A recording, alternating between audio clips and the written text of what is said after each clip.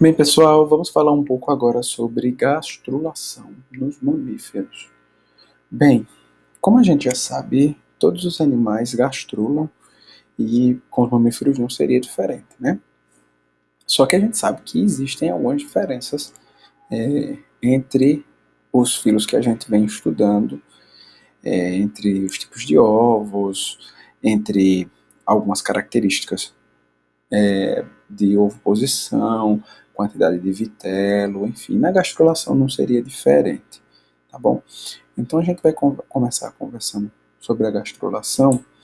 Inicialmente, a gente já vai relembrando algumas situações do outro slide que a gente viu. A gente lembra que o blastocisto ele é dividido em trofoblasto, embrioblasto e blastocele, né? Então, o trofoblasto ele vai formar aquela parte bem marcada, que é a decídua. A decídua, basicamente, seria o quê? Seria a parte placentária da, da a parte placentária materna, tá bom? É uma parte que que vai ser rica em vasos sanguíneos, tá certo?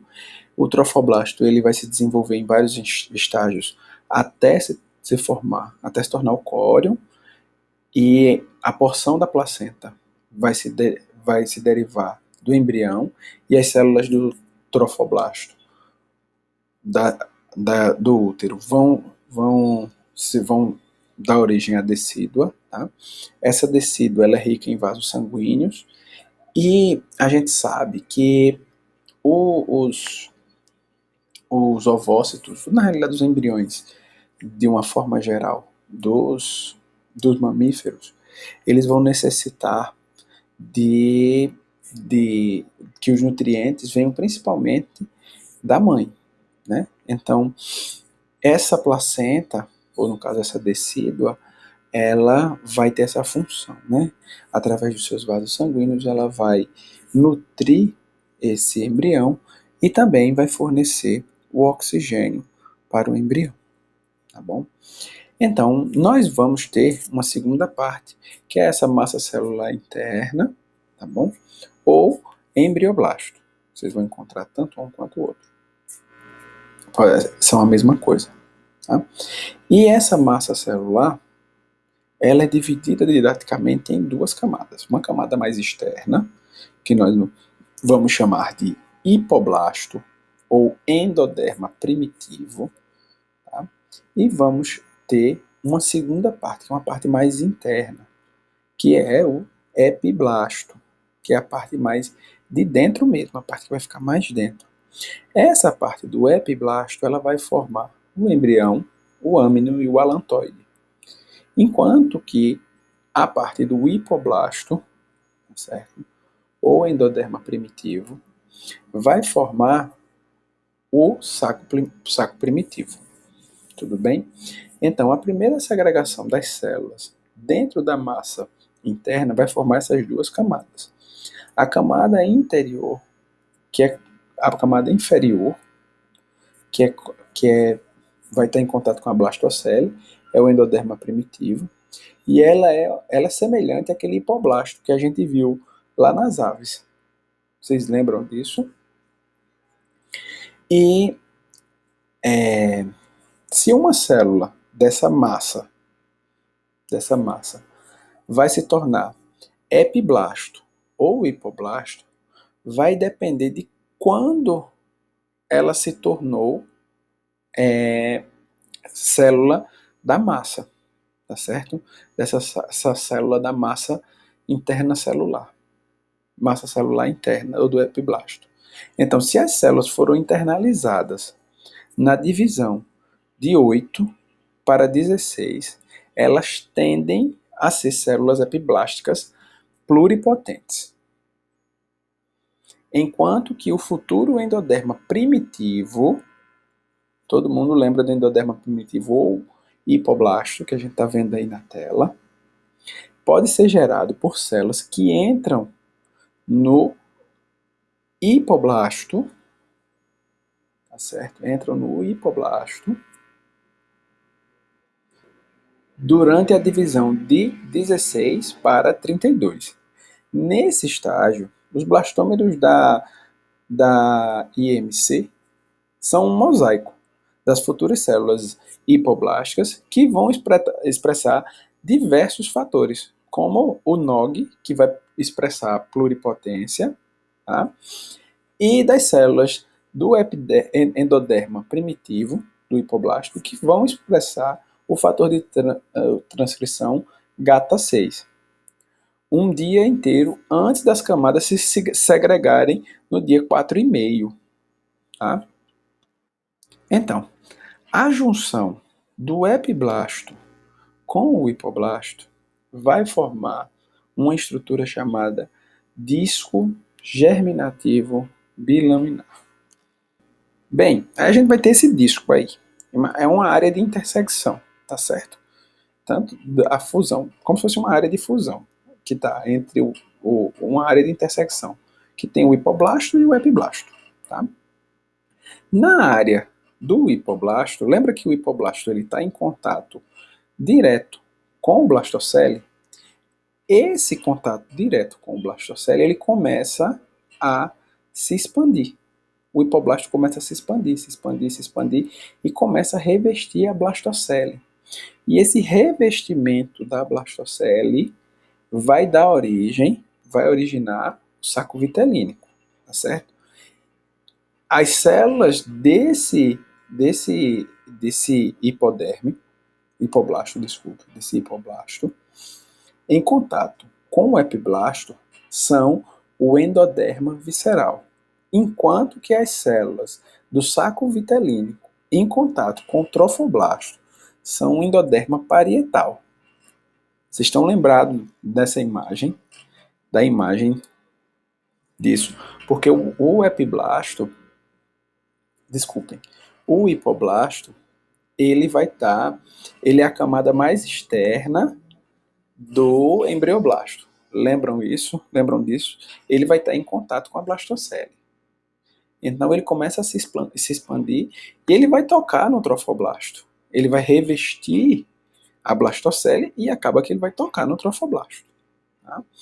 Quando ele toca no trofoblasto, ele é chamado de endoderma parietal. Tá bom? Quando ele toca no epiblasto, que é a parte superior, ele é chamado de endoderma visceral. E a camada epiblástica, que é a parte mais densa, a parte central, tá certo?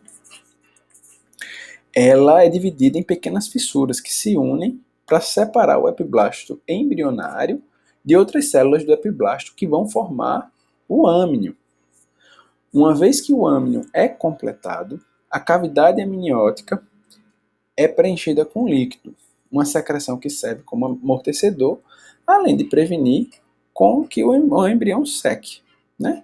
A gente já sabe disso. A gente já sabe também que o epiblasto embrionário contém todas as células que gerarão o embrião propriamente dito. Lembram disso que a gente está falando, já vem falando isso. Então, dentro do embrioblasto, o epiblasto embrionário vai ter as células que vão gerar diretamente o embrião. Tá? E ele é bem semelhante ao epiblasto das aves, que a gente já viu. Então, o movimento de gastrulação ele começa na extremidade posterior do embrião. E lá a gente vai ver células do nó. E elas surgem, tá certo? Essas células do nó surgem e as células do mesoderma e do endoderma dos mamíferos são originárias do epiblasto, tá certo? E sofrem uma transição epitelial e perdem a proteína ecaderina e migram através da linha primitiva na forma de células mesenquimais individuais, tá bom? Essas células do nó surgem e vão dar origem à notocorda. E essas células da notocorda, elas se tornam integradas ao endoderma do intestino primitivo dos camundongos, normalmente, né? A gente sempre usa tanto camundongo aqui, normalmente camundongo como base, né? A base experimental. Então essas células elas podem ser vistas como células pequenas e ciliadas, que se estendem rostralmente a partir do nó. E elas formam a notocorda, convergindo e brotando medialmente e dorsalmente a partir do teto do intestino. O momento desses eventos de desenvolvimento ele varia enormemente nos mamíferos. Nos humanos, as células que formam o mesoderma não começam até o 16º dia, enquanto que no embrião de um rato, de um camundongo, ele já está quase pronto para nascer, porque o tempo de gestação de um rato e de um camundongo é cerca de 21 dias. Então a gente vai ter um desenvolvimento muito rápido desses animais. Os precursores ectodérmicos desses animais, eles já estão localizados lateralmente à linha primitiva e já estão em extensão máxima, como no epiblasto das galinhas, que a gente já viu já, em uma linha única e podem dar origem a diversos folhetos germinativos, que a gente viu na aula passada. Assim, o estágio de epiblasto dessas linhagens ainda não se tornaram completamente separadas entre si. E em camundongos, a parte do endoderma visceral, que tinha sido extraembrionário, é capaz de se intercalar com o endoderma definitivo e se tornar parte do intestino.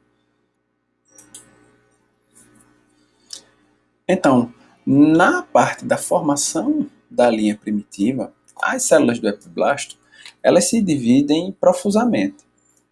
E as células do disco embrionário elas vão migrando no sentido médio-caudal.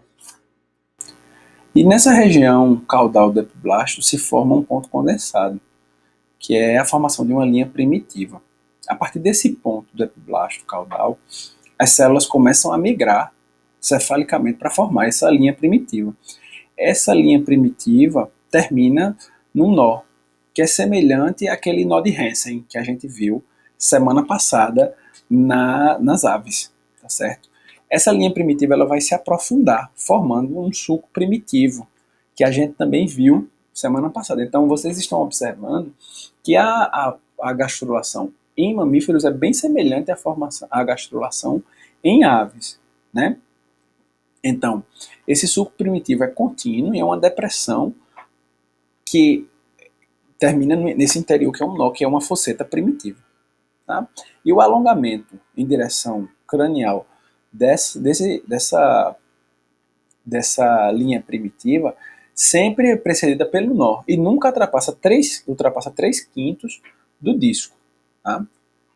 Então, as primeiras células a migrarem do epiblasto através do nó são as células do epitélio faringeal, semelhante às aves, a gente viu isso semana passada, tá? Semana retrasada, que diga. O intestino anterior, tá? E nessa região o crescente germinativo ela não forma uma estrutura embrionária, mas ela contém determinantes de células germinativas que vão migrar depois para as gônadas pelos vasos sanguíneos. Nos camundongos, a formação de células germinativas não segue o mesmo padrão das aves. As células precursoras dos gametas, as células primordiais germinativas, são vistas inicialmente no sacro vitelínico, perto da junção do intestino posterior com o alantoide, e mais tarde migrarão para as cristas genitais através do intestino posterior no mesentério. Depois, a placa pré-cordal, que é oriunda do epiblasto, se invagina e se estende pelo nó, em direção cranial. As células que migram pela fosseta do nó se posicionam na linha média e formam duas estruturas. A placa pré-cordal, que é uma massa densa e compacta de mesodermo, e em seguida se invagina o processo notocordal, que é um tubo denso na linha média.